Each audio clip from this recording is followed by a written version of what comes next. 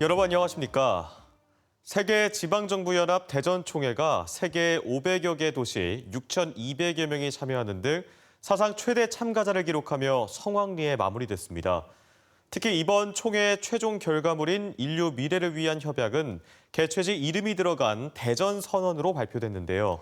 국제사회의 지속가능한 발전과 평화 등 지방정부의 목소리를 전달할 때 과학도시 대전을 함께 알리는 계기가 될 전망입니다. 김태욱 기자입니다. 세계 지방정부연합 대전총회가 닷새간의 일정을 끝으로 대단원에 막을 내렸습니다. 이번 UCLG 대전총회에는 전 세계 145개 국가 576개 도시에서 6,200명이 대전을 찾는 등 총회 사상 가장 많은 참가자를 기록했습니다. 또 처음으로 공식 회의에 개최도시 이름을 넣은 대전 트랙이 추가됐고 스마트시티 전시관과 대덕 연구단지 견학, K-팝 공연 등이 세계 지방정부 관계자들로부터 큰 호응을 얻었습니다. 총회 마지막 날 열린 세계 이사회에서는 우루과이 몬테비데오시와 튀르키예 코냐시, 네덜란드 헤이그시 시장에 이어 대전시장이 UCLG 차기 회장을 1년씩 돌아가며 맡기로 합의했습니다. 또 인류 공감과 연대, 지속 가능한 발전 등 지역 다자주의 체계를 강화하자는 약속, 인류 미래를 위한 협약은 대전선언이라는 이름으로 발표됐습니다. Değerli dostlar, bu dünyanın her yerindeki Birleşmiş Kentlerin ve yerel liderlerin hükümeti korumak için bir sözüdür. 이장우 대전시장은 이번 UCLG 대전총회가 전 세계의 과학도시 대전의 이미지와 위상을 알리는 계기가 됐다고 자평했습니다. 이것은 파리 기후협약, 도쿄 이정서처럼 앞으로 국제사회에 UCLG의 역할 증대와 함께 대전의 국제 인지도가 올라가고 국제적 위상이 격상되는 계기가 되리라고 보고 있습니다. 대전시는 오는 2026년 세계 태양광총회 개최에 맞춰 대전역 일원의 컨벤션 센터 추가 건립과 10개 내외의 도시들과 함께 경제과학도시 연합 구성을 추진할 계획입니다.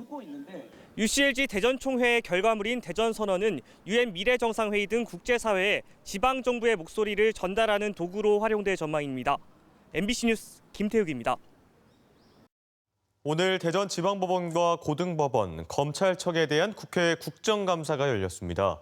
월성 원전 1호기 경제성 조작 의혹 사건과 관련해 국감장에서는 여야가 충돌했는데 여당은 문재인 정부가 원전 조기 폐쇄를 직접 지시해 막대한 손실을 입혔다고 공세를 이어갔고 야당은 원전 연장 조치가 무효라는 판결이 있다고 맞섰습니다. 김지혜 기자가 보도합니다. 국회 법제사법위원회 국정감사장, 여야는 월성원전 경제성 조작 의혹 사건을 두고 신경전을 펼쳤습니다. 월성원전 1호기를 조기 폐쇄하기 위해서 가동 경제성을 비정상적으로 낮게 평가했습니다. 원전 폐쇄라는 결론을 정해놓고 과정을 짜맞춰 나간 겁니다. 야당은 원전 연장 조치가 무효라는 판결이 있다고 반박했습니다. 2016년 법원에서 그 연장 조치가 무효라는 판결이 나온 적이 있습니다. 지금도 누수가 되고 있다고 해요, 오염수에서.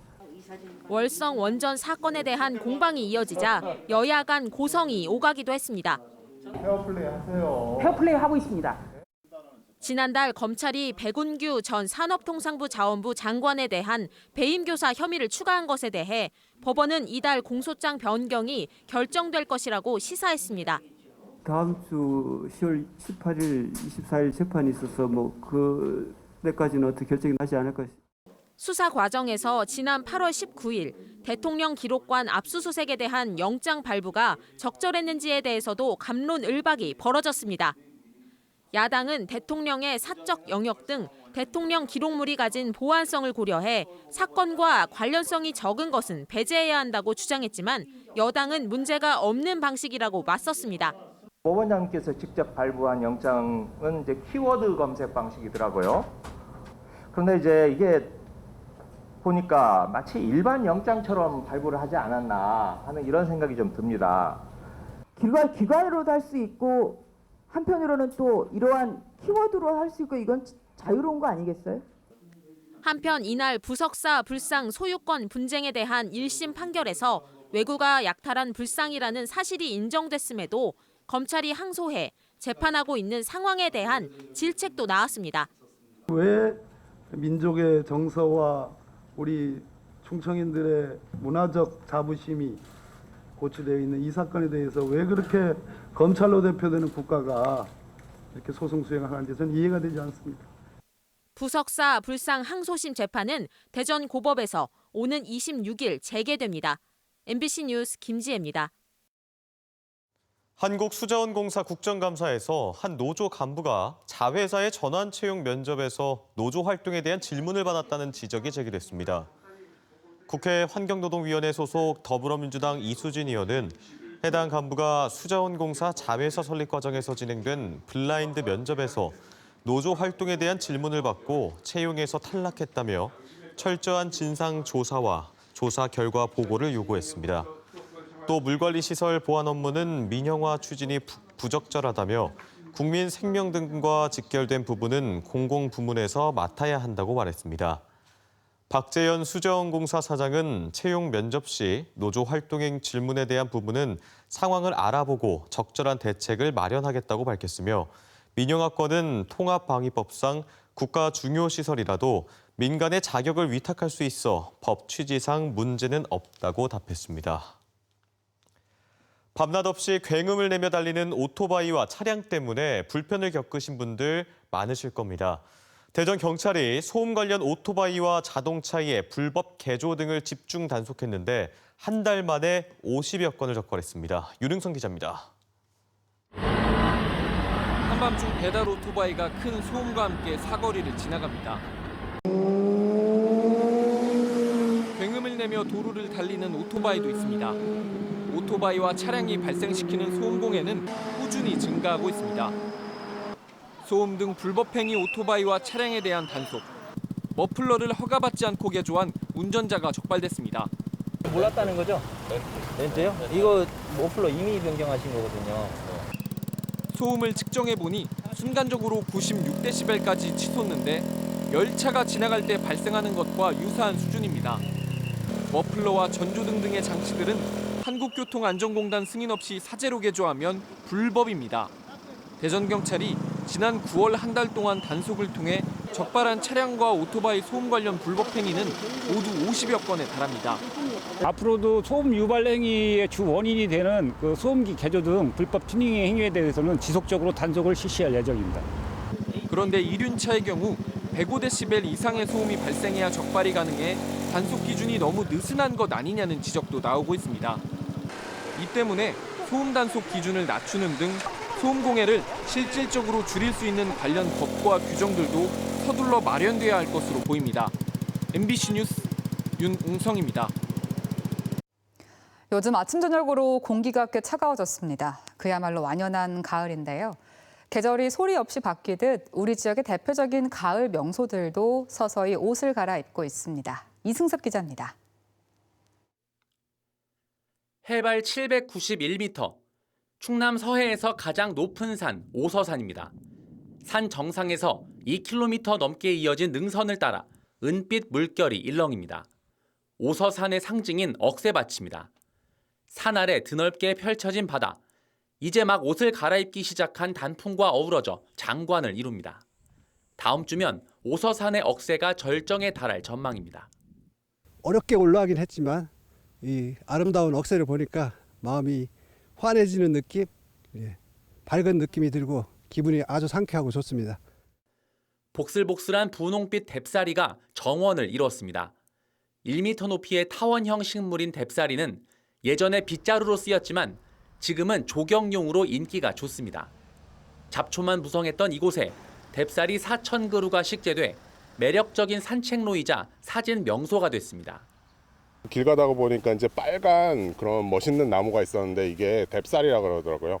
그래서 가을 정취를 느끼기 위해 450m 길이의 덕산 메타세쿼이아 길에도 조금씩 붉은 빛이 감돌기 시작했는데 충남 지역의 단풍은 다음 주부터 이달 말까지 자태를 뽐낼 것으로 보입니다.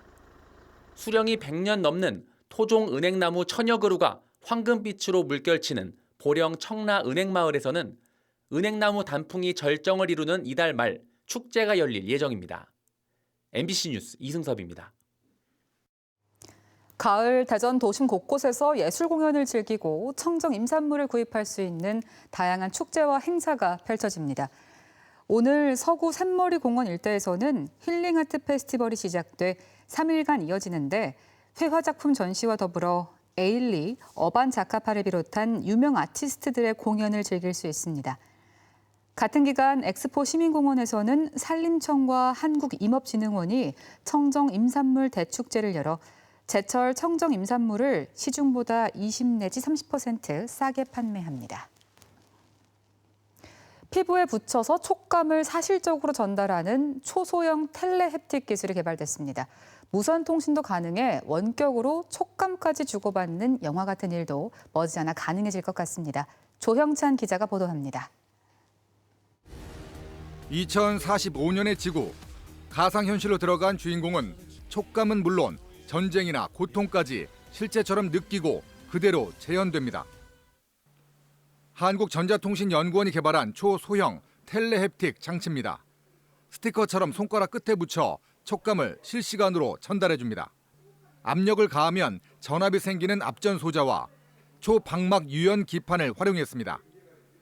1mm 미만의 초소형 센서와 머리카락 20분의 1 두께의 얇은 기판으로 제작해 피부 어디에도 붙일 수 있습니다. 기존 촉감 전달 기술의 기판이 1cm 이상으로 두꺼워 이질감이 컸던 단점을 극복한 세계 최초의 기술입니다. 센서들을 한 번에 패터닝하는 기술을 개발을 해서 되게 얇은 4마이크로 정도 기판 위에 동일 기판 위에 집착하는 데 성공했고, 면이나 폴리에스테르 등의 재질은 물론 볼록하게 튀어나온 점자, 플라스틱 막대가 손끝을 굴러가는 동적인 느낌까지 측정이 가능합니다. 이런 촉감은 750분의 1초의 빠르기에 신호의 97%가 일치했고 블루투스 통신으로 15m 거리까지 전할 수 있습니다. 통신망만 갖춰진다면 박물관과 학교에서 촉감을 이용한 견학과 교육이 가능하고 지구 반대편에서 촉감을 담은 영상물을 주고받을 수도 있습니다. 내가 뭔가를 착용했다는 거를 느끼지 않는, 그래서 인식하지 못하는 상태에서도 마치 영상과 함께 내가 질감을 느끼고 있구나, 아주 몰입감을 극대화할 수 있는.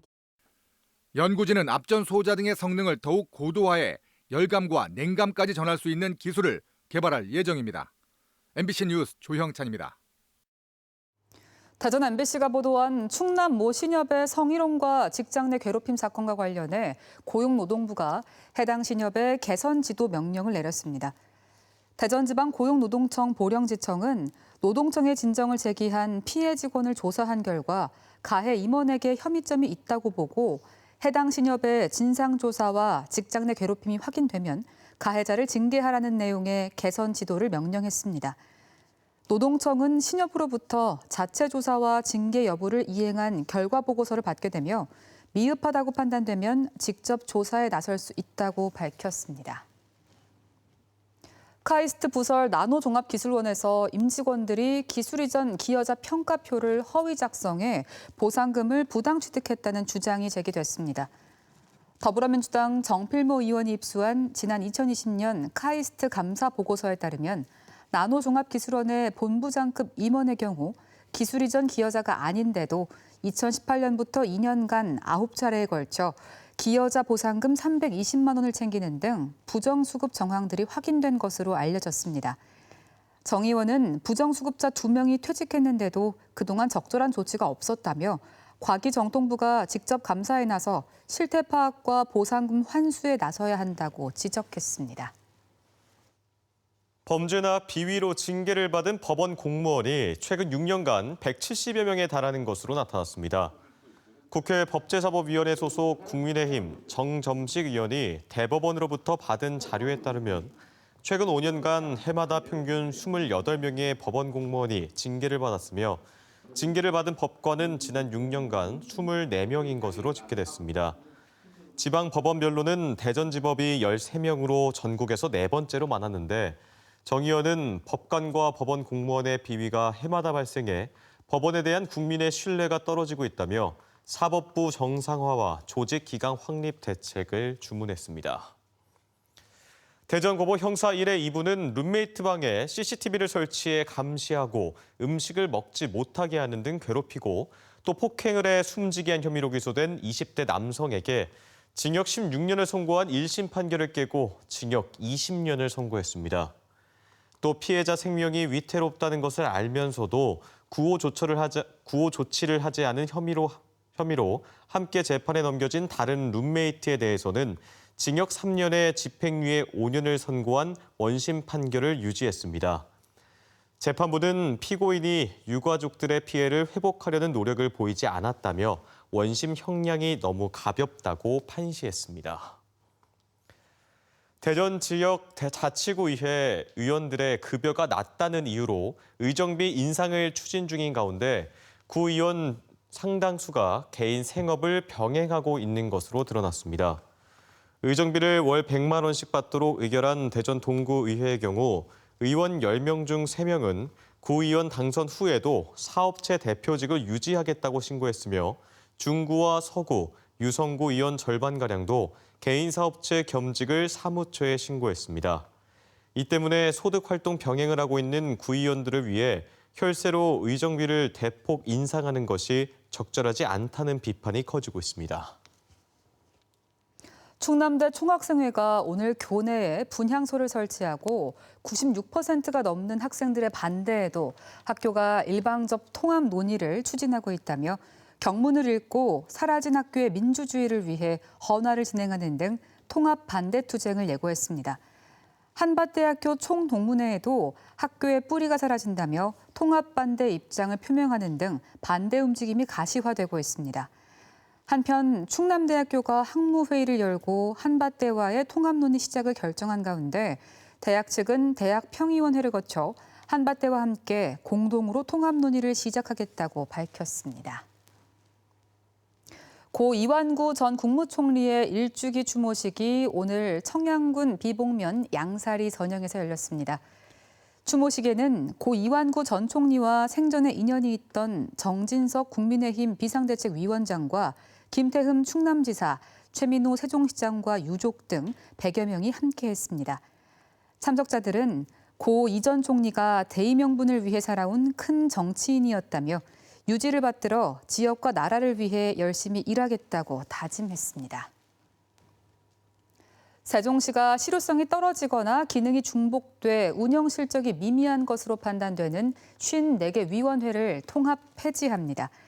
시는 법령상 강행 규정으로 설치된 106개를 제외한 120개 위원회를 대상으로 검토한 결과 45%인 54개 위원회를 통합 폐지하기로 결정했다고 밝혔습니다. 시는 내년 1분기 이내로 정비를 마치는 한편 임의적인 위원회 신설로 인한 예산 낭비를 막기 위해 사전 상담 제도와 위원 중복, 연임 제한 제도 등도 마련할 계획입니다. 대전이었습니다. 고맙습니다.